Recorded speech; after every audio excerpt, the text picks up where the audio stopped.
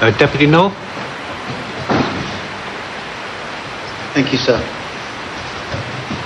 In my 6 and a bit years in this Assembly, this debate today is about the most difficult I have experienced. So I echo much of the words of my friend the Deputy Smarty has already said. We all accept that our care system has failed some islanders over a significant period in our history, and as recent prosecutions show, such evil acts are still present in our community today. We need to learn from our past. We need to also learn from the past of other jurisdictions. We need to put resources into the present and into the future. As we do, as we all do, I have canvassed opinion from the outside of this Assembly for today's debate. Without exception, I have heard in the first instance that we must continue with the inquiry, but we must cap the costs. When I've explained that it's simply not possible for us to cap the costs because the inquiry is completely independent, I hear 2 strong messages. The first is disbelief. People simply do not understand that we have no control over the costs, that we have, in effect, given a blank cheque. The second message is surely that there must be a better way, a better way of trying to achieve what our aims are. What is the purpose of the inquiry? Is there another way to achieve the same shared outcomes? Sir, what we should not be doing is giving tens of millions of pounds to UK lawyers. We should be looking after the victims. We should be doing all we can in terms of prevention. My trust in the Committee of Inquiry was shaken and then shattered over the second half of 2014.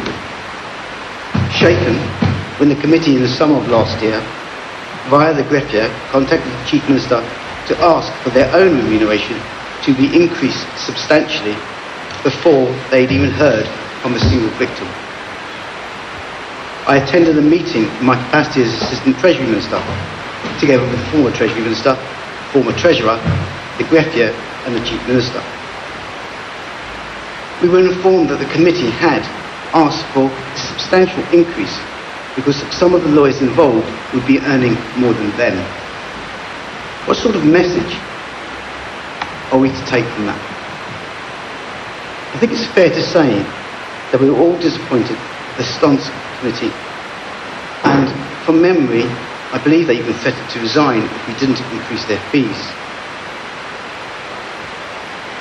Reluctantly, we agreed to do so.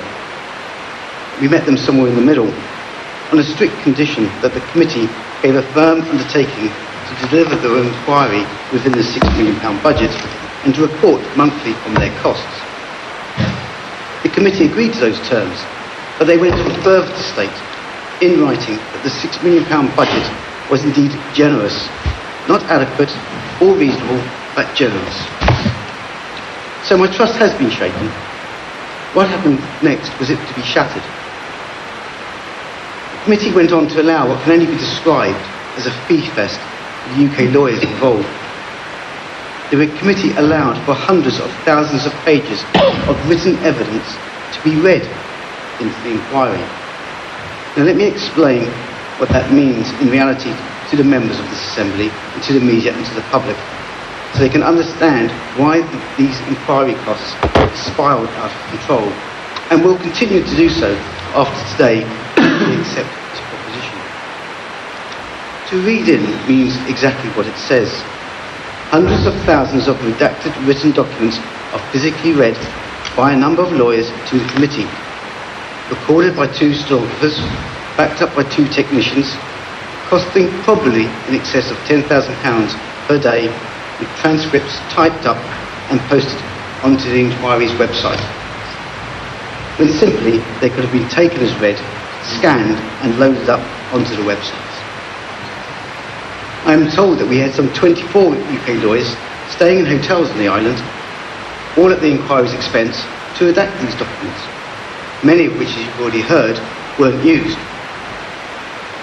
The committee had, to their credit, negotiated a reasonable hourly rate from these lawyers, but failed to control the number of lawyers that were going to be applied and assigned to what can only be described as this gravy train fee fest.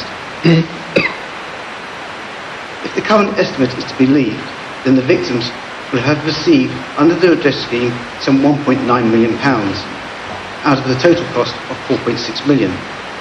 So already the lawyers have had £2.7 million and the victims £1.9. And the latest estimates of cost of the inquiry is some £20.2 million. So you have lawyers, mostly UK, getting some £22.9 million versus the £1.9 million for the victims. That's a ratio of some 12 to 1, and it's only going to get worse. I say this because the committee's estimates have been short-lived before they've been increased almost on a month-by-month basis. From a generous budget, the committee's words, not ours, of 6 million through to 20.2. And I refer members to the Chief Minister's report and to Senator Burris's speech, which sets out how the estimates rose in October to 7.8 million, in November to 8.8 million, by December it was 11.3, and at the beginning of February it was 13.7 million pounds. Not unsurprisingly, we have not been supplied with an update since this report proposition has been lodged. So let us not kid ourselves.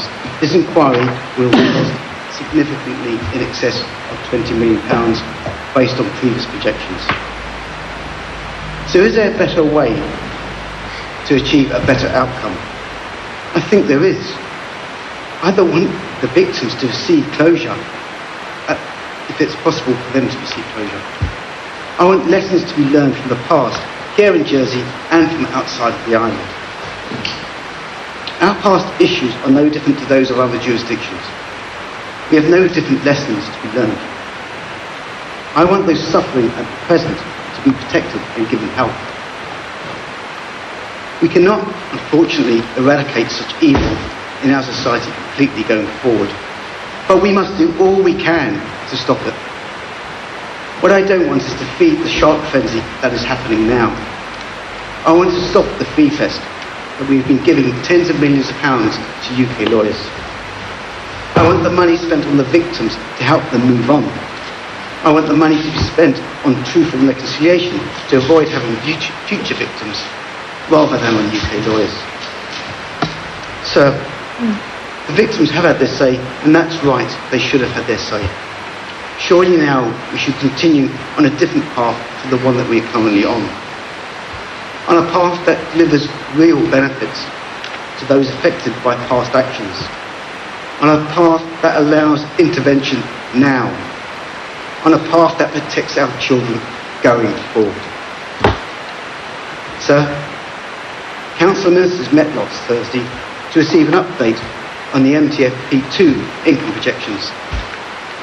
Previously, projections which are in the public domain indicate that we were looking at savings of circa to 80 to 100 million pounds in order to balance our finances by 2019. Together with a cash flow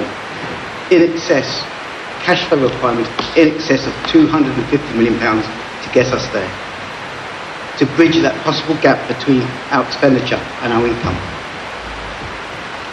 So, after that update, I cannot say much more at this time, but those figures haven't improved. We are facing substantial budgetary challenges. In addition to capital spending will also be necessary and difficult to fund out of tax revenues. So the committee inquiry is a one-off type of capital cost. And is it really going to provide the benefit that we want to the victims? Well, we have the opportunity, we now have the opportunity to coin a phrase that the Chief Minister uses a lot, to begin with the end in mind. To do this differently, so that one-off spend can be more productive. So, as difficult as it is for members, myself included, we have to stop this fee fest and refocus on what we actually want to achieve. As things stand, we cannot control the costs of the inquiry, and we certainly cannot cap the costs. Our trust in those who can, who should have been controlling the costs, has been damaged. In my opinion, damaged beyond repair.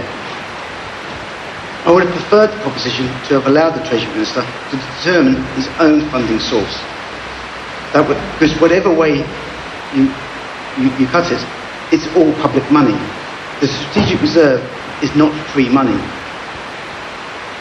So the lawyers' costs need to be audited prior to payments being made, and I urge the Chief Minister to have their fees costed. So, sir, may I recap to when I started my speech.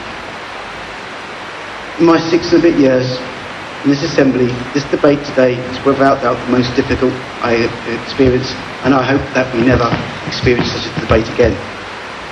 We all accept that our care system has failed some of our islanders over a substantial period of time in our history. And recent prosecutions show us that we can't eradicate completely evil within our society.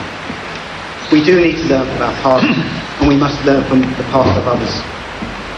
We need to put resources into child protection for the present and into the future, and not into the bank accounts of lawyers. Deputy Lafondre.